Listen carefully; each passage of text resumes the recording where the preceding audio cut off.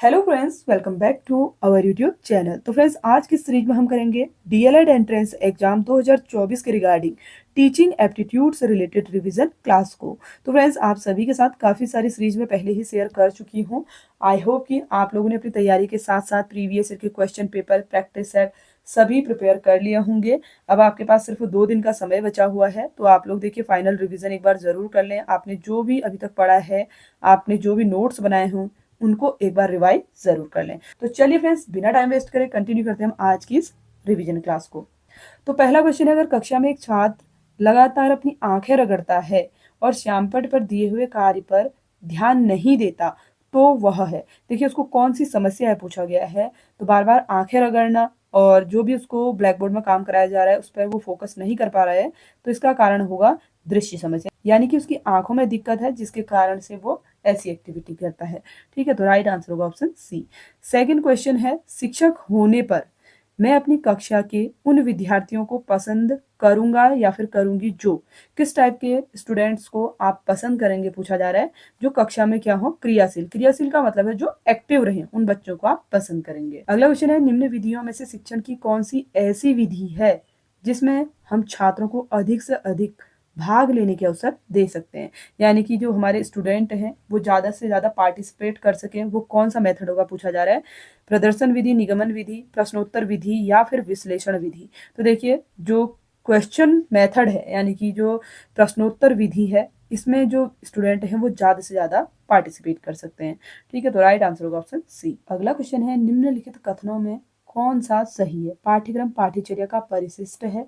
पाठ्यचर्या सभी शैक्षिक संस्थानों में समान रहती है। पाठ्यचर्या में औपचारिकता अनौपचारिकता शिक्षा दोनों शामिल हैं। या फिर पाठ्यचर्या में मूल्यांकन के ढंग शामिल नहीं है।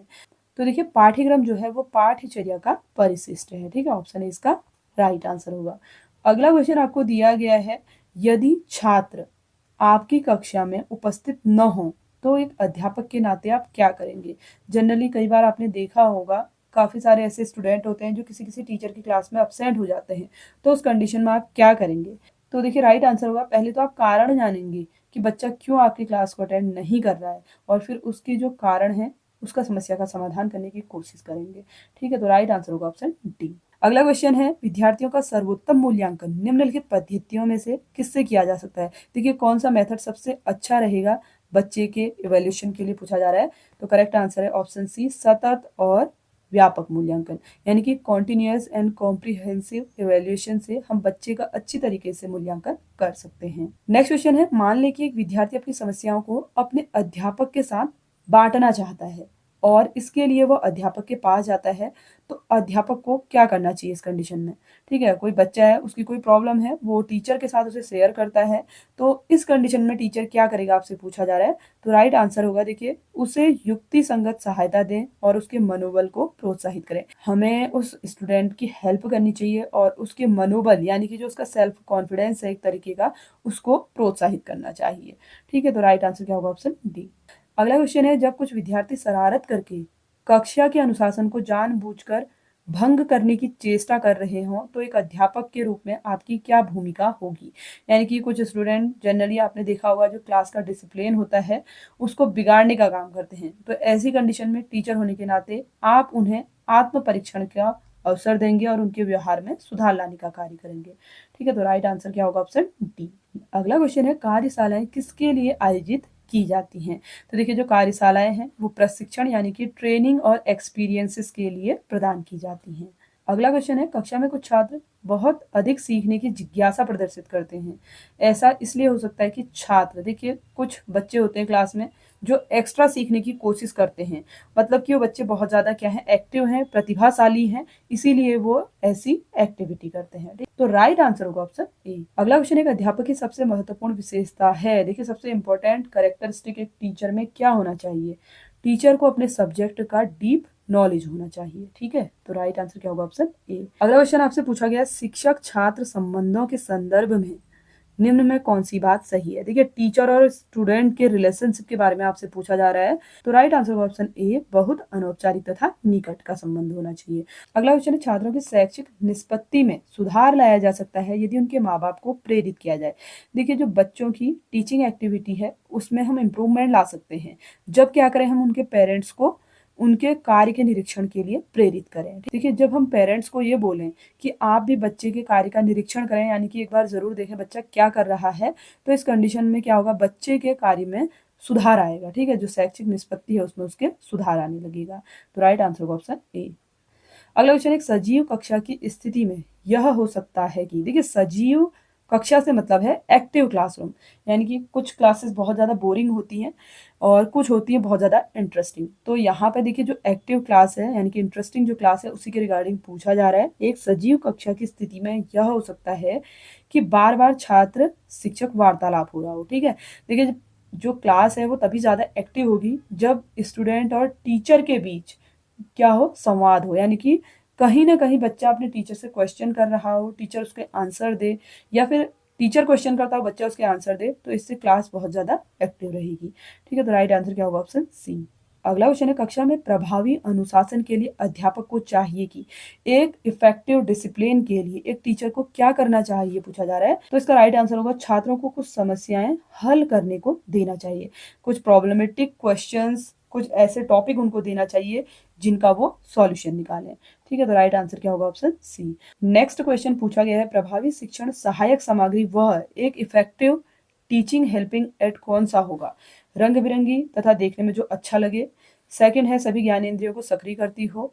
थर्ड है, सभी छात्रों को दिखाई देती हो, या फिर बनाने तथा प्रयोग करने में आसान हो। तो राइट आंसर होगा, देखिए एक टीचिंग हेल्पिंग एड होगी जो हमारी सभी ज्ञानेंद्रियों को सक्रिय कर दे। ठीक है, तो राइट आंसर क्या होगा, ऑप्शन बी। अगला क्वेश्चन है, छात्रों में वे अध्यापक लोकप्रिय होते हैं जो, देखिए जो स्टूडेंट है वो किस टाइप के टीचर को ज्यादा पसंद करते हैं, यहाँ पे पूछा गया है, जो उनकी समस्याओं का समाधान करने में सहायक हो, यानी कि स्टूडेंट की कोई प्रॉब्लम है, कोई डाउट उसको है, उसका अगर सॉल्यूशन टीचर दे दे तो बच्चा उससे बहुत ज्यादा प्रभावित होता है। अगला क्वेश्चन है, एक प्रभावी कक्षा कक्ष के वातावरण का मूल तत्व है, यानी कि एक इफेक्टिव क्लासरूम का मूल तत्व क्या है पूछा जा रहा है। तो राइट आंसर है, शिक्षक छात्रों की सजीव अंतःक्रिया, यानी कि एक एक्टिव क्लासरूम में जो इंटरेक्शन होता है वही प्रभावी कक्षा कक्ष का मूल तत्व होता है। अगला क्वेश्चन है, यदि कक्षा के पहले दिन एक छात्र किसी अध्यापक को स्वयं का परिचय देने के लिए कहें तो अध्यापक को चाहिए कि वह, देखिए अभी आप अपना एग्जाम देंगे, आपका कल के दिन सिलेक्शन हो जाएगा, आप एक टीचर बनेंगे, और जब आप पहली बार क्लास में जाते हैं, सपोज आपसे कोई बच्चा कहता है कि अपना इंट्रोडक्शन आप दीजिए, तो आप इस कंडीशन में क्या करेंगे, संक्षेप में बच्चों को अपने बारे में बताएंगे। ठीक है, तो राइट आंसर क्या होगा, ऑप्शन बी। अगला क्वेश्चन, यदि छात्रों के एक समूह में कुछ मंदबुद्धि और कुछ प्रतिभाशाली छात्र हैं तो अध्यापक के लिए क्या बेहतर होगा? देखिए, कुछ बच्चे क्या है, मंदबुद्धि वाले हैं, कुछ थोड़ा एक्टिव यानी कि होशियार बच्चे हैं। तो इस कंडीशन में टीचर के लिए क्या जरूरी है? देखिए, टीचर शिक्षण को मध्यम स्तर पर बनाए रखेगा ताकि जो प्रतिभाशाली छात्र हैं उनको पढ़ाई ज्यादा बोरिंग ना लगे। सेकंड, मंदबुद्धि जो छात्र हैं उनके लिए अतिरिक्त शिक्षण का वो प्रबंध करेगा। ठीक है, थर्ड और फोर्थ वाला जो ऑप्शन है वो बिल्कुल राइट होगा। तो ऑप्शन सी इसमें दिया गया है। ठीक है, थर्ड और फोर्थ के लिए, तो यही ऑप्शन करेक्ट होगा। अगला क्वेश्चन है, औपचारिक शिक्षण की पहचान है निश्चित स्थान, निश्चित लक्ष्य, निश्चित समय सारणी, ये सभी। तो देखिए, जो औपचारिक शिक्षण है ये सभी उसकी पहचान होती है। ठीक है, तो राइट आंसर क्या होगा, ऑप्शन डी। अगला क्वेश्चन आपसे पूछा जा रहा है, पाठ्य पुस्तकों के विषय में कौन सा कथन अनुचित होगा? देखिए, अनुचित होगा पूछा जा रहा है। ऑप्शन है, पाठ्य पुस्तकों की सहायता से एक निश्चित समय में विभिन्न विषयों का ज्ञान प्राप्त किया जा सकता है।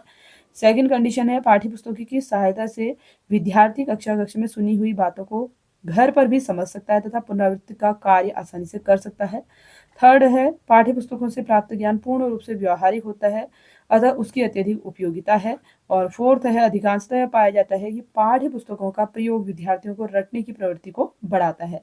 तो देखिए, जो पाठ्य पुस्तकें हैं इनका ज्ञान जो है पूर्ण तरीके से व्यावहारिक होता है और इसकी बहुत ज्यादा उपयोगिता होती है। ठीक है, तो करेक्ट आंसर होगा ऑप्शन सी। नेक्स्ट क्वेश्चन है, पाठ योजना से तात्पर्य है, देखिए लेसन प्लान से क्या तात्पर्य पूछा जा रहा है।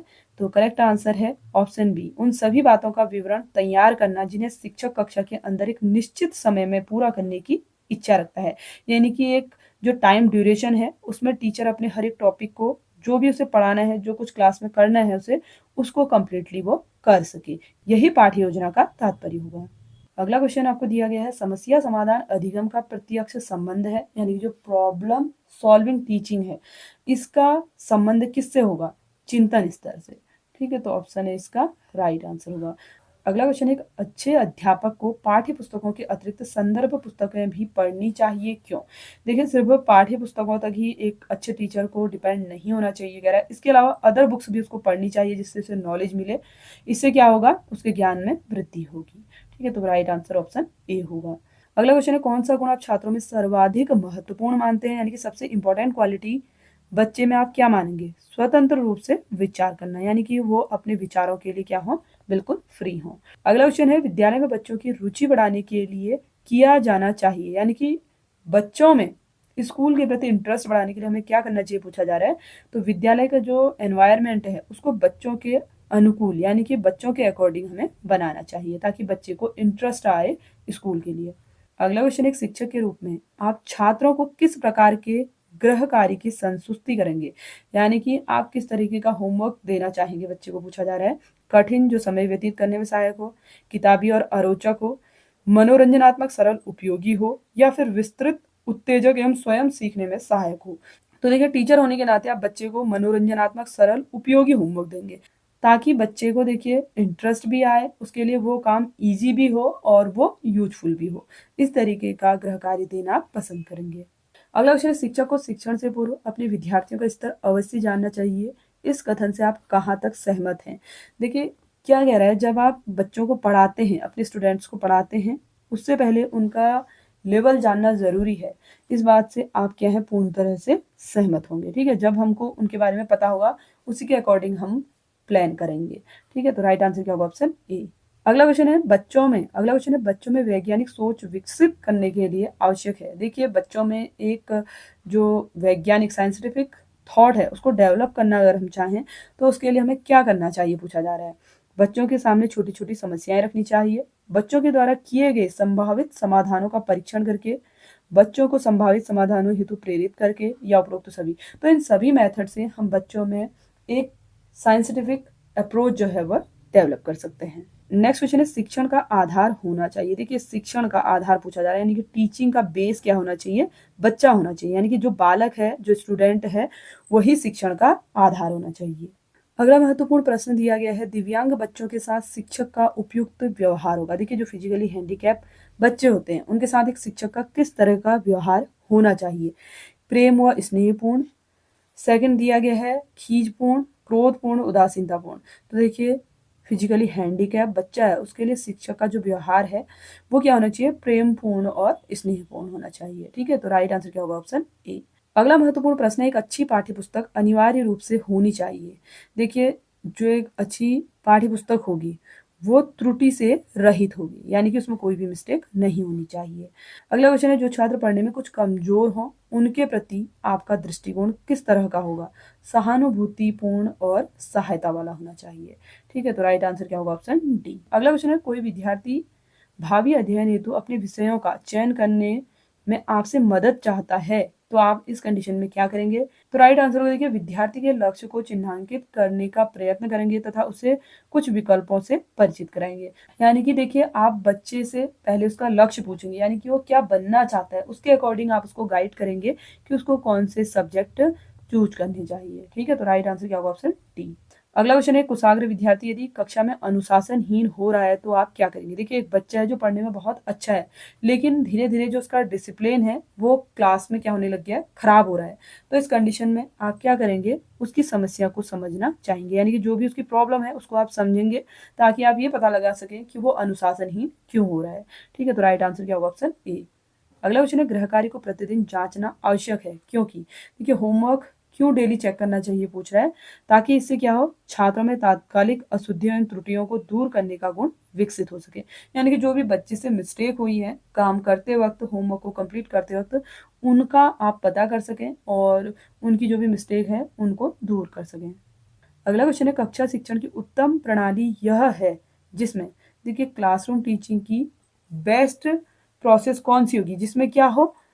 अध्यापक और छात्र दोनों प्रश्न पूछे। इससे क्या होगा, क्लास पूरी तरीके से एक्टिव रहेगी। ठीक है, तो राइट आंसर क्या होगा, ऑप्शन डी। नेक्स्ट क्वेश्चन है, सामूहिक खेलकूद में बच्चों को निम्नलिखित लाभ मिलता है। यानी कि जब बच्चे ग्रुप में खेलते हैं तो उससे क्या फायदा होता है, पूछा जा रहा है। सामाजिक आवश्यकताओं के अनुरूप समायोजन करना सीख लेते हैं। यानी कि जब ज्यादा बच्चे एक साथ खेलेंगे तो एक दूसरे के अंदर टीम भावना भी जागृत होगी। दूसरा, वो एक दूसरे के अकॉर्डिंग एडजस्ट होना सीख जाएंगे। ठीक है, तो राइट आंसर क्या होगा, ऑप्शन बी।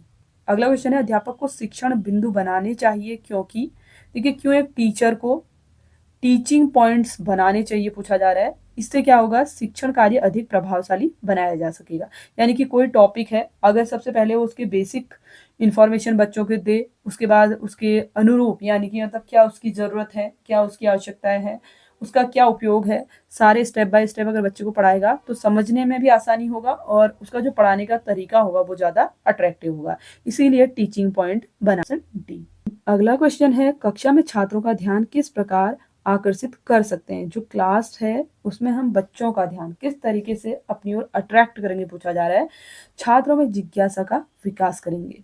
ठीक है, तो उनमें हम जब जिज्ञासा का विकास करेंगे तो स्वाभाविक है उनका ध्यान जो है वो ज्यादा से ज्यादा अट्रैक्ट होगा।